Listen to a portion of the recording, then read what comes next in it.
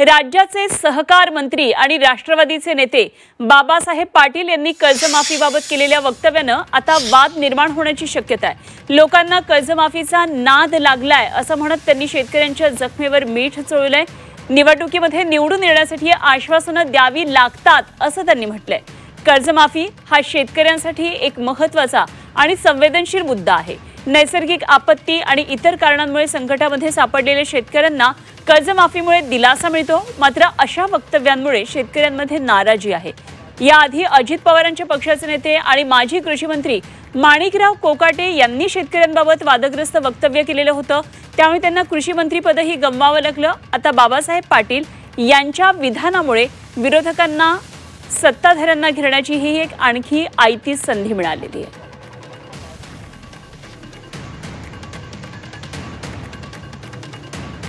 सहकार मंत्री बाबासाहेब पाटील यांच्या विधानामुळे आता एक नवा वाद उभा राहण्याची शक्यता आहे। मंत्री बाबासाहेब पाटील यांनी वादग्रस्त विधान केलेलं आहे। निवडणुकीत आम्ही काहीतरी आश्वासनं देत असतो असं त्यांनी म्हटलंय। लोकांना कर्जमाफीचा नाद लागलाय असं बाबासाहेब पाटील म्हणतात। लोकांना कर्जमाफीचा नाद लागलाय, आम्हाला निवडून यायचे म्हणून तुम्हाला काहीतरी निवडणुकीत आश्वासन देतो।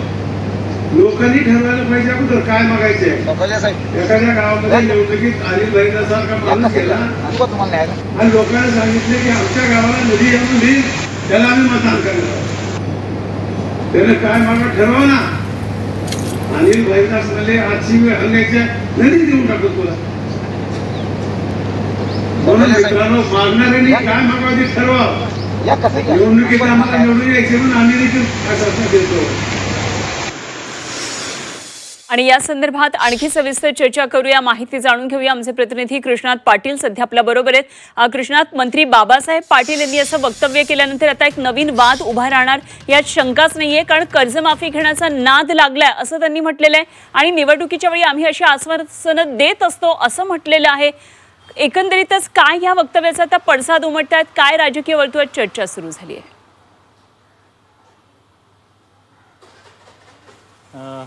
अत्यंत असंवेदनशील अशा प्रकारचं हे वक्तव्य त्यांनी केलेलं समोर येतं आहे आणि ज्या मराठवाड्यातून ते येत आहेत, लातूर जिल्ह्यातल्या अहमदपूर तालुक्यातून ते मंत्री म्हणून आलेले आहेत, आमदार म्हणून निवडून आलेले आहेत आणि त्यांना या मराठवाड्यातला जो ओला दुष्काळ आहे, अतिवृष्टीमुळं शेतकऱ्यांचं नुकसान झालेलं आहे, या पार्श्वभूमीवर त्यांनी अशा प्रकारचं वक्तव्य करणं हे अत्यंत गंभीर असल्याचं पाहायला मिळतं आहे। कारण ज्या प्रकारे शेतकऱ्यांची कर्जमाफी व्हावी यासाठी अनेक शेतकरी हे वारंवार मागणी करत आहेत, विरोधी पक्ष मागणी करत आहेत। त्याचबरोबर या शेतकऱ्यांवर आलेल्या संकटामुळे जास्तीत जास्त आर्थिक मदतीची मागणी केली जात आहे, परंतु आर्थिक तुटपुंजीचं पॅकेज हे शेतकऱ्यांना दिल्याचं सरकारकडून वारंवार विरोधक त्यावरून देखील टीका करत आहेत। आणि दुसरीकडं अशा प्रकारचं वक्तव्य एका मंत्र्याचं आणि ते देखील सहकार मंत्र्यांचं वक्तव्य अशा प्रकारे होत असेल तर नक्कीच या बाबतीतली गंभीरता आहे जी आहे ती दिसून येते।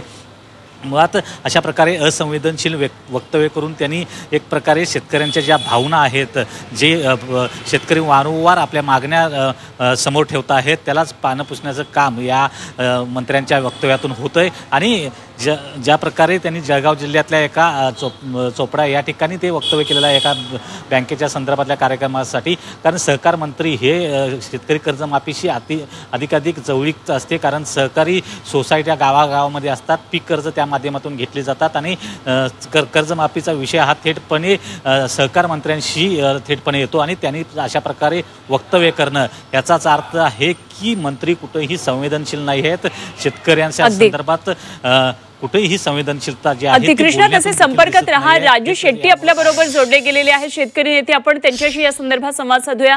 शेट्टी सर, आता आपण बघितलं असेल सहकार मंत्री आहेत बाबासाहेब पाटील आणि त्यांनी अशा प्रकारे वक्तव्य केलेलं आहे, कर्जमाफी घेण्याचा नाद लागलेला आहे असं त्यांनी म्हटलंय। आणि खरं तर लातूर सारख्या भागातून ते आमदार म्हणून निवडून येतात। लातूर मधला दुष्काळ, त्यांना ओला दुष्काळ जो आलेला आहे, महापूर आलेला दिसत नाही का, असा प्रश्न आता निर्माण झालाय। खरं तर बाबासाहेब पाटील हे ग्रामीण भागातून येतात, लातूर सारख्या अवर्षण प्रवण जिल्ह्यातून येतात, तिथल्या शेतकऱ्यांचे हाल त्यांना माहिती आहेत आणि तरी सुद्धा अशा प्रकारचं वक्तव्य करणं अत्यंत दुर्दैवी आहे। म्हणजे सत्तेची झूल चालल्यानंतर कशी सत्तेची धुंदी चढते याचं उत्तम उदाहरण म्हणजे हे बाबासाहेब पाटील असं म्हटलं तरी काही चुकीचं ठरणार नाही. त्यांना एवढं कळायला पाहिजे होतं की लातूर जिल्ह्यामध्ये सर्वाधिक सोयाबीनचं उत्पादन घेतलं जातं आणि या सोयाबीनला 5 वर्षापूर्वी 9,500 पर्यंत भाव होता. तो आज 3500-3600 पर्यंत खाली आलेला आहे. आणि हा सोयाबीनचा भाव खाली यायला बाबासाहेब पाटलांचे दिल्लीतले बसलेले नेते आहेत, पंतप्रधान नरेंद्र मोदी साहेब असेल किंवा त्यांचं सरकार असेल, या सरकारच्या धोरणामुळे बाहेरच्या देशातून मोठ्या प्रमाणामध्ये पाम तेल आयात कमी करणं, अशा वेळा आंतरराष्ट्रीय व्यापारामध्ये सरकारचे जे काही धोरणं राहिलेली आहेत त्या धोरणामुळे सोयाबीनचे भाव पडले आणि शेतकरी उत्पादन खर्चापेक्षा कमी किमतीमध्ये सोयाबीन विकायला लागल्यामुळं आज कर्जबाजारी झालेला आहे. दररोज 8 शेतकरी आत्महत्या करतायत. ते आत्महत्या करायचा हे नाद लागला शेतकऱ्यांना असं म्हणायचं आहे का त्यांना? तेव्हा हे अत्यंत चुकीचं आहे. आणि परत शेतकऱ्यांच्या भावनेशी खेळ खेळून निवडणुकीमध्ये हेच लोक म्हणतात की आम्ही तुमचा सातबारा कोरा करू, अजून काय करू. आणि ते पुढे हे पण म्हणतात की निवडणुकीच्या वेळी आम्ही आश्वासन अशी देतच असतो, असंही त्यांचं त्यावर जाऊन आणि त्यांनी खरं तर ही एक मोठी कोटी केली असं म्हणावं लागेल. आपण धन्यवाद राजू शेट्टी बोललात. झी 24 तास बरोबर आपली प्रतिक्रिया व्यक्त केली. शेतकरी नेते राजू शेट्टी आपल्या बरोबर होते. सुषमा अंधारे आपल्या बरोबर जोडल्या गेलेल्या आहेत, उद्धव बाळासाहेब ठाकरे पक्षाच्या नेत्या प्रवक्त्या. सुषमाजी, आपण ऐकलं असेल बाबासाहेब पाटील सहकार मंत्री आहेत, अत्यंत असंवेदनशील असं त्यांनी हे वक्तव्य केलंय. निवडणुकीत आम्ही अशी काही आश्वासनं देत असतो, मात्र कर्जमाफीचा नाद लागलाय असं त्यांनी म्हटलेलं आहे. ते मला कळत नाही की ही लोक डोक्यावर पडलेली आहेत की काय. मुळात अजितदादांची अशी काय राजकीय अपरिहार्यता आहे की अशा अजिबात मेंदू नसलेल्या लोकांना त्यांना मंत्रिमंडळात सामावून घ्यावं लागतं. खरं तर बाबासाहेब पाटील हे मराठवाड्यातले, लातूर जिल्हा, अहमदपूर मतदारसंघ आहे त्यांचा. आणि लातूर, धाराशिव, बीड या सगळ्या भागामध्ये प्रचंड नुकसान झालेलं आहे. अशा काळामध्ये शेतकऱ्यांना दिलासा द्यायचा सोडून त्यांच्या जखमेवर मीठ तोडण्याचा जो प्रकार बाबासाहेब पाटील करतायत, म्हणजे शेतकऱ्यांना कर्जमाफीचा नाद लागलाय म्हणतायत.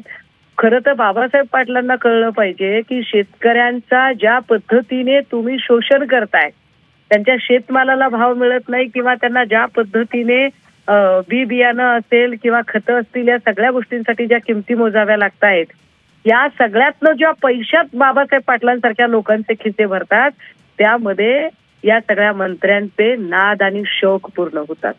त्यामुळे त्यांनी शेतकऱ्यांच्या नादाला लागू नये. शेतकऱ्यांच्या नादाला जर ते लागले ना, तर ह्या सगळ्यांचा नाद पुरा करण्याची ताकद शेतकऱ्यांमध्ये आहे. खरं भाषा करतात हे, काय बोलतात हे. खरं तर राष्ट्रवादीच्या मंत्र्यांनी तोंड सांभाळून बोलावं अशा प्रकारे खरं तर अजित पवारांनी सुद्धा अनेकदा सांगितलेलं आहे. माणिकराव कोकाटेंचं काय झालं आपण बघितलेलं आहे. खरं तर अशा वेळी शेतकऱ्यांबाबत आणि असा जेव्हा त्यांच्यावर संकट येत आहे अशा वेळी अशा प्रकारे बोलणं खरं तर अत्यंत गंभीर आणि तितकंच असंवेदनशील म्हणावं लागेल. धन्यवाद सुषमाजी, आपण बोललात. झी 24 तासकडे आपली प्रतिक्रिया व्यक्त केली त्याबद्दल.